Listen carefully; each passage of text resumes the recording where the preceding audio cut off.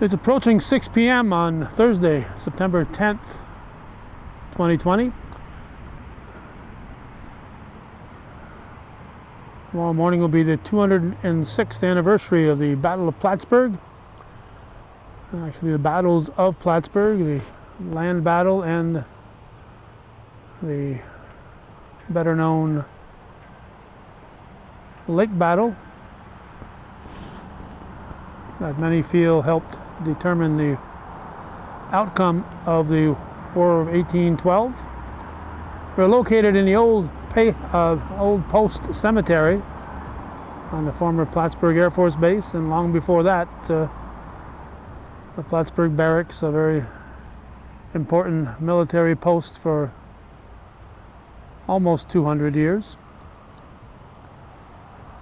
And they're going to have a ceremony here briefly, and we're going to record it. This is our third recording, actually our fourth if we count our brief visit to Dewey Cemetery in Champlain, Dewey Family Cemetery, and then on to Culver Hill in Beekmantown, and about an hour and a half ago at Riverside Cemetery in the city of Plattsburgh. So we're going to catch what's happening here. It's overcast, not quite sure if it's rain clouds or smoke from the fires from the western states, but it's gray in the sky. And the reenactors who are so faithful to these events are here and ready to go, and so are we.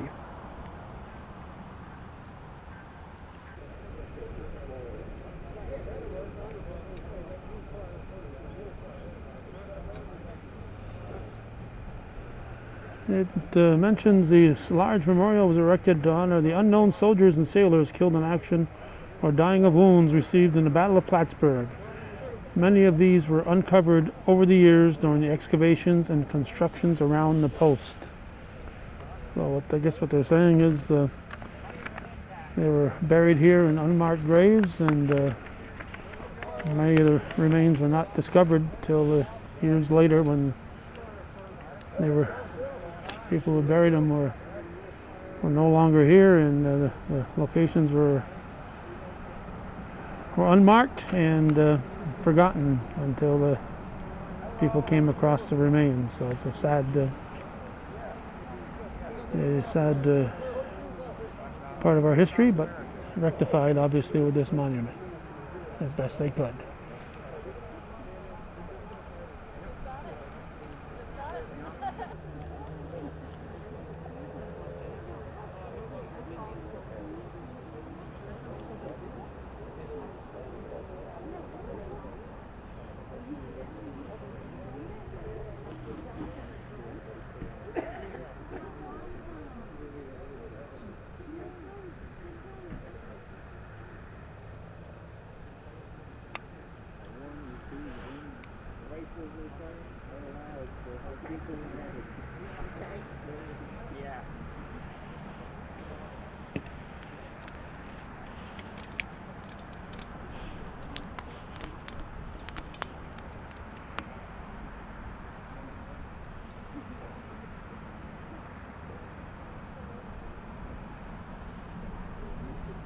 Good evening. Welcome to the Old Post Cemetery. I want to remind everyone that even though we are outside, we need to comply with the COVID-19 guidelines whenever possible. My name is Judy Lefebvre, and I'm a veteran's wife, and I'm a volunteer of the 1814 commemoration group. I am also a lifetime member of the VFW Auxiliary for Prue Memorial. I am honored to introduce today's participants. District 115 Assemblyman Billy Jones.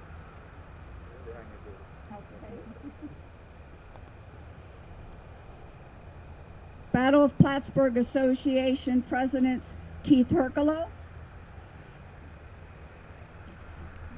The commander for 309 was supposed to be here, and evidently something has come up.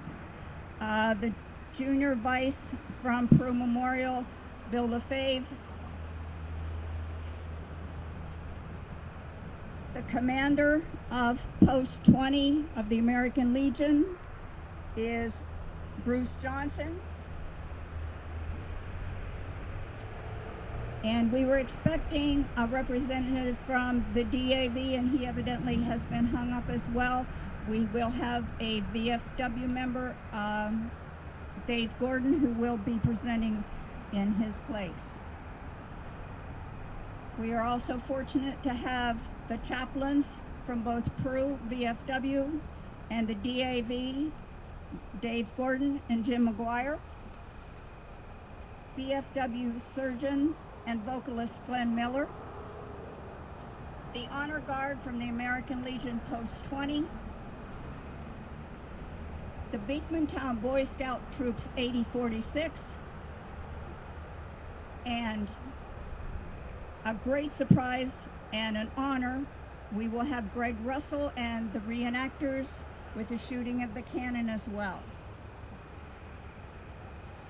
The 1814 Commemoration Group has organized this memorial service to give our community the opportunity to remember and honor the Battle of Plattsburgh veterans buried here. It is a community event. It goes from the young, represented by the Boy Scouts, to some of our older veterans and our older community members. Please bow your head for the opening prayer given by Chaplain Dave Gordon, followed by the national anthem, which will be sung by Glenn Miller, and the Pledge of Allegiance will be recited by the Beekmantown Boy Scouts.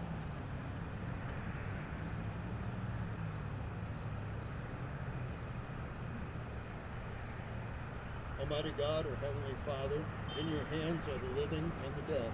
We give you thanks for all those, our comrades and sisters, who have laid their lives down in the service of our country. May they rest in peace, and may the light perpetually shine upon them. May the good work of seeking justice for the oppressed and the peace for all mankind be rewarded with success, that their sacrifices shall not be in vain. And may we never fail to remember the awesome cost of freedom which we enjoy. Amen.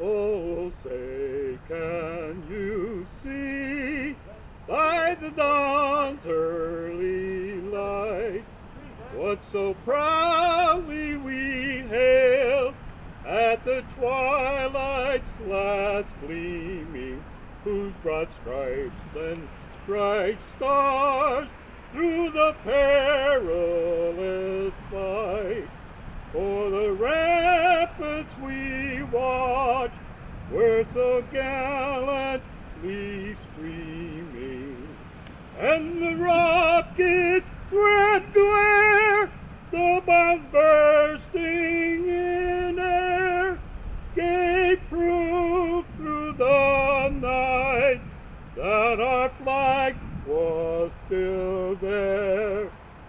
Oh, say does that star-spangled banner yet wave o'er the land and of the free and the home of the brave?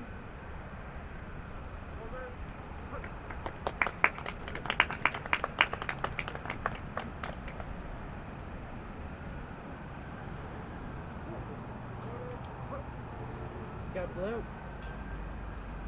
I pledge allegiance to the flag of the United States of America, to the republic for which it stands, one nation, under God, indivisible, with liberty and justice for all. Cheers.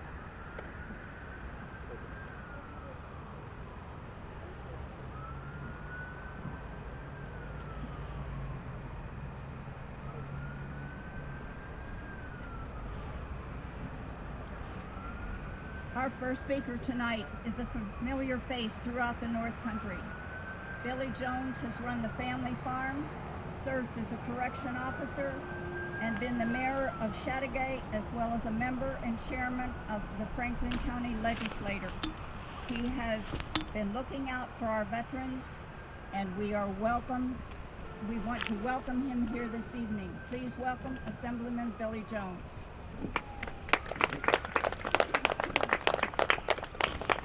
Thank you, Judy, and thank you for putting this event on. And a couple of us have been going around to events all day, so I'm going to keep my speech very brief, and I promised the fellows behind us that I would keep it brief before the skies open up and you all blame me for getting a little bit of God's sunshine on us.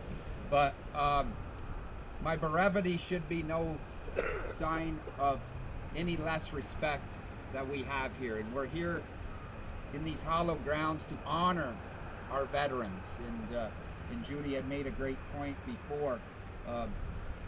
There are many events going on throughout this weekend, and it looks a little different than it does in years past, but our message is still the same. It's to honor these soldiers and these veterans that have sacrificed for our country, and also to honor our friends, although a lot of them couldn't make it over the pond this year because of the circumstances, but our British allies, as they are now, we will certainly honor and respect them throughout ceremonies in the Plattsburgh area. Plattsburgh has a very rich history with the War of 1812, and certainly the Battle of Plattsburgh played a significant part of that, and we lost good people during that battle. We are here at the site of the first Tomb of the Unknowns, and although they remain nameless, we're here to honor and respect them for the sacrifices that they have made for our country. We should never forget them. And this certainly is a testament to the organizations here and the people that put this together, a testament to the way we are honoring them. We certainly will never forget. Many of them remain unnamed and unknown, but we certainly carry them in our hearts and in our heads, and we should always be grateful for the sacrifices that they have made. Please always remember them. Thank you very much, and it's an honor to be here.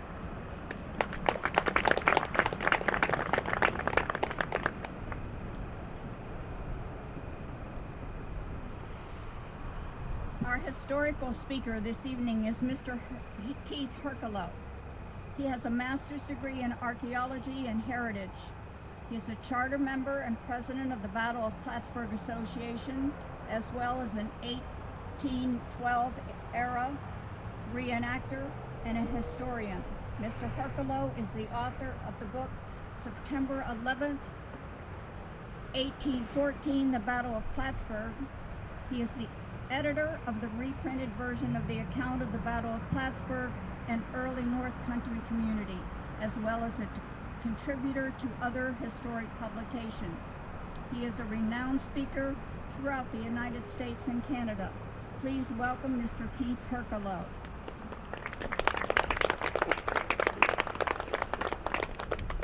Get my glasses out of the way here.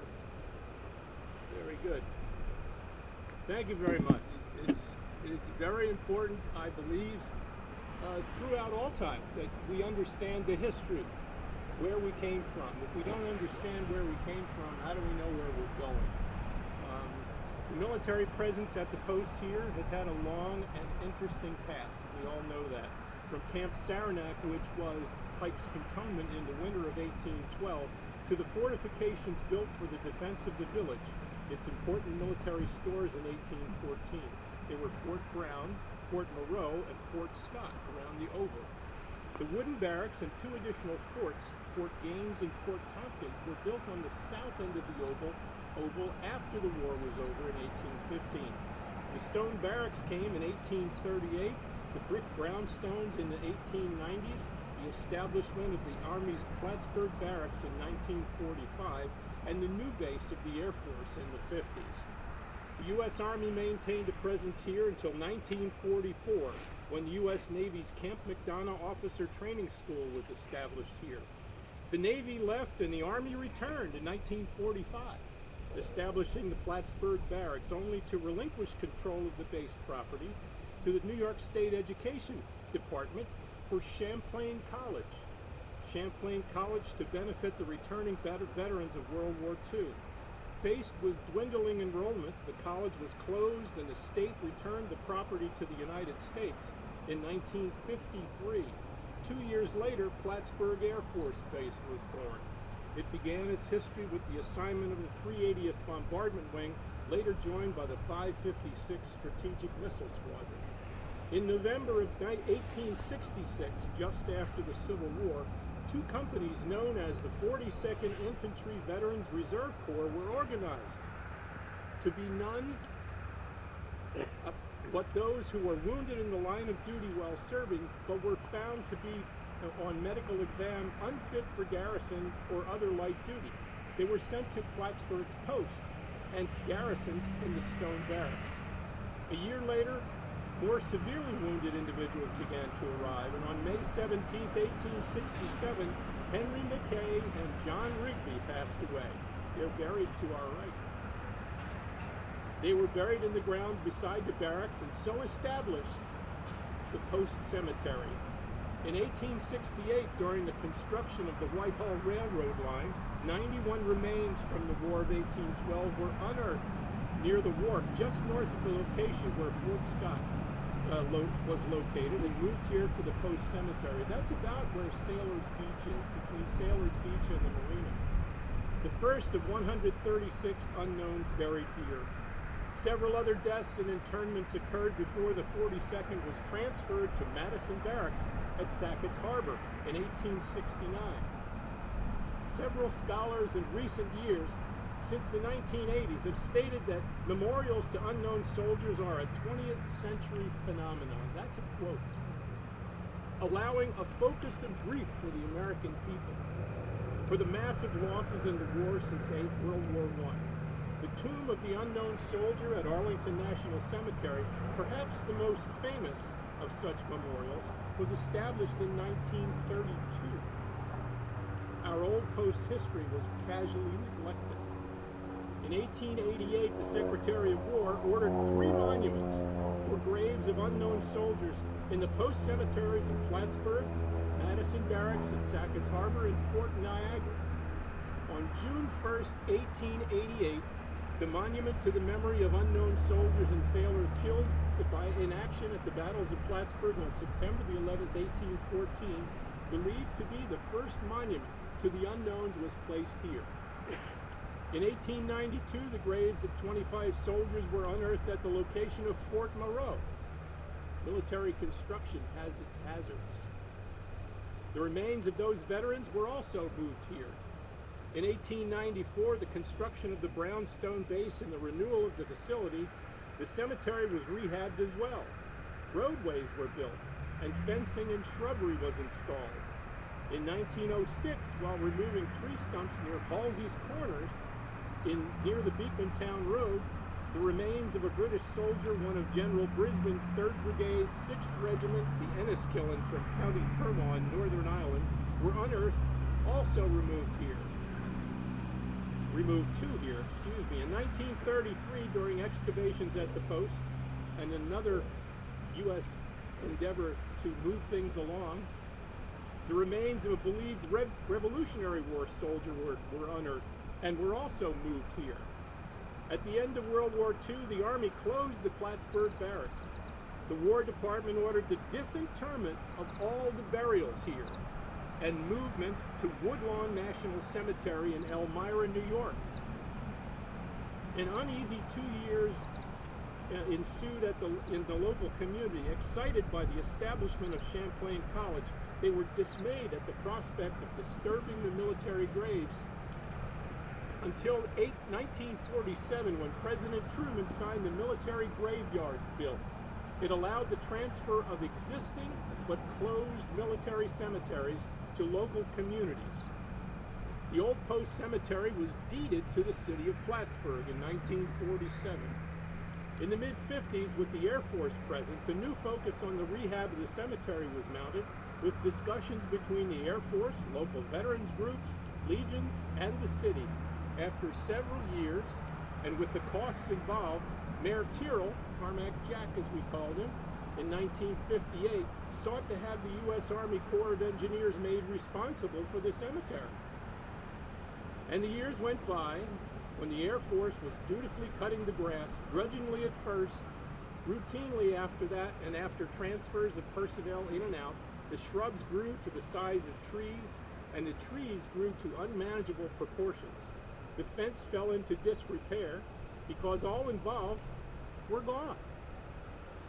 The military personnel, the old soldiers, and the veterans groups, the mayors of the cities, like the city, like those in the graves beneath our feet here, 143 unknown veterans and 436 soldiers' wives and children, the post-cemetery seemed to die in the memories of all.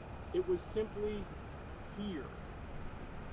With the base closure in 1995, the corporation ultimately responsible, PARC, Plattsburgh Air Base Redevelopment Corporation, assumed responsibility for all base properties.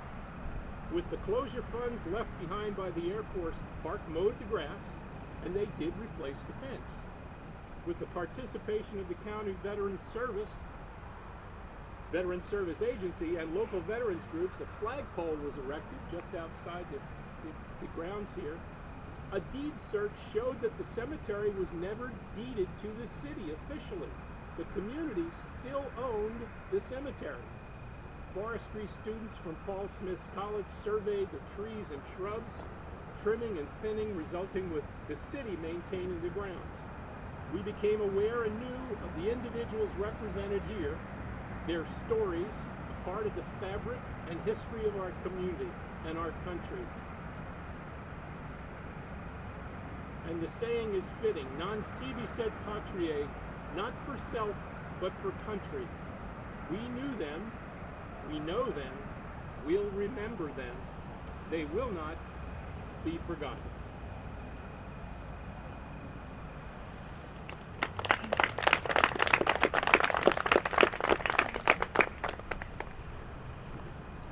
Thank you, Mr. Herculow. The dictionary defines unknown as an unfamiliar or unidentified. Some of the men, and in some cases boys, buried here may be unidentified, but they are definitely familiar. They believed and fought for their country and this land, the same as thousands of others before them and after them. They fought and they died for our independence. According to historical records, this old post cemetery has 136 unknown soldiers and sailors, 163 known soldiers and airmen, plus some of their wives and children are buried here. Every veteran laid to rest in these hallowed grounds deserves to be remembered and honored for their sacrifice. Today, as we stand here near the tomb that was erected in the memory of the unknown, we do remember. We have come to honor and pay tribute to all of those who were killed in action or died of the wounds they received during the Battle of Plattsburgh in September of 1814, 206 years ago. Assemblyman Jones will place the first tribute.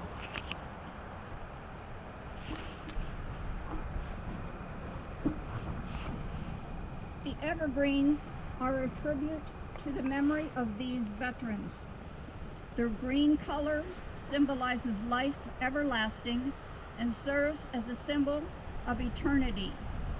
They symbolize our pledge that these heroes will not be forgotten.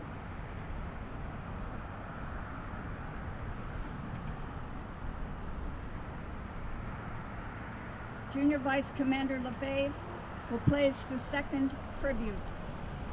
The red flowers symbolize the patriots' zeal for life and their ability to uphold brotherhood, truth and justice. They bled red regardless of whether they were American, English, or Canadian.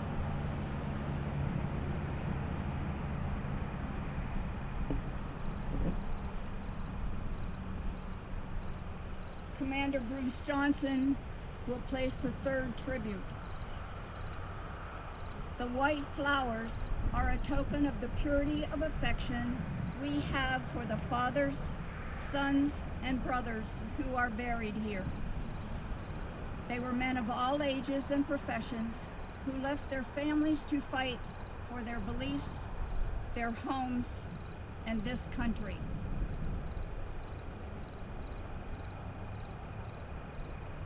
The final tribute will be placed by Chaplain Dave Gordon. The blue flowers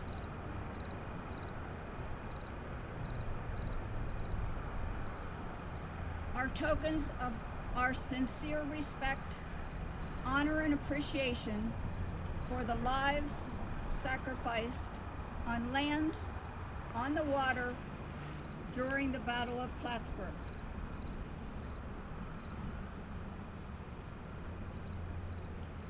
Let us remember the deeds of the soldiers and sailors who fought here.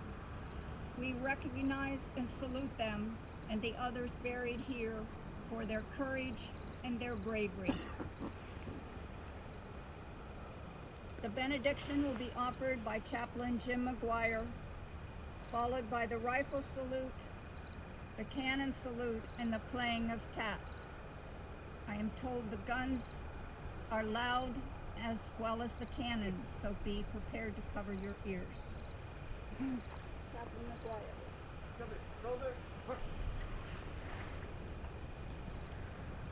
O God, let us go forth in peace with good courage, holding fast that which is good, rendering to no man evil for evil, but strengthening the faith and heart, supporting the weak, help the afflicted, and honoring all men in loving, serving thee. In Jesus' name, amen.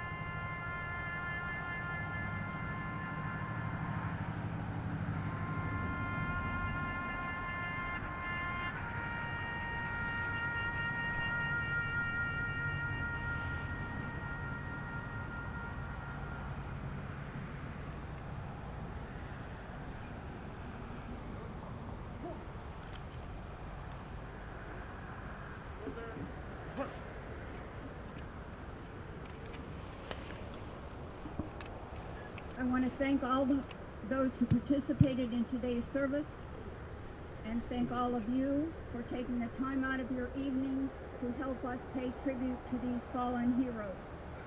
Your presence serves as a pledge to never forget our veterans' sacrifice for our nation's independence and the freedoms we enjoy today. Please take a few minutes.